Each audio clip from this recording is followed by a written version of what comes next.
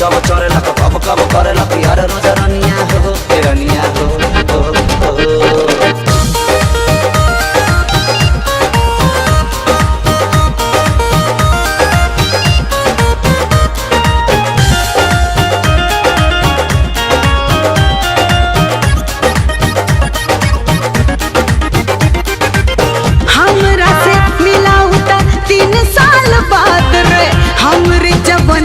के किया बर्बाद रे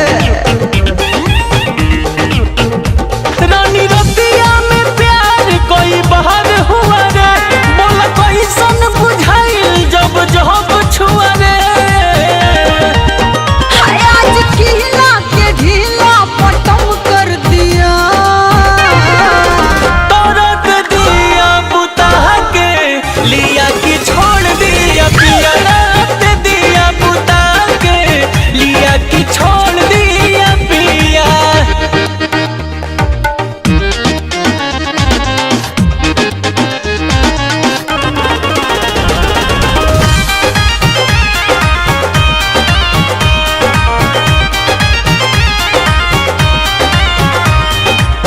रोज रोज से जिया पर चढ़ेला जुनून रे आज जाके मिला हमको असली सुकून रे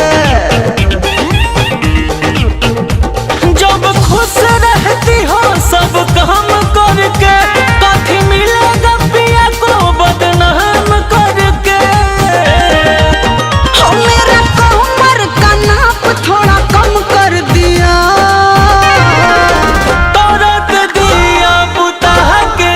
लिया कि छोड़ दिया पिया रात दिया बुता के लिया कि छोड़ दिया पिया बार बार एक ही बात पूछोगे? कहाँ है दिक्कत बका?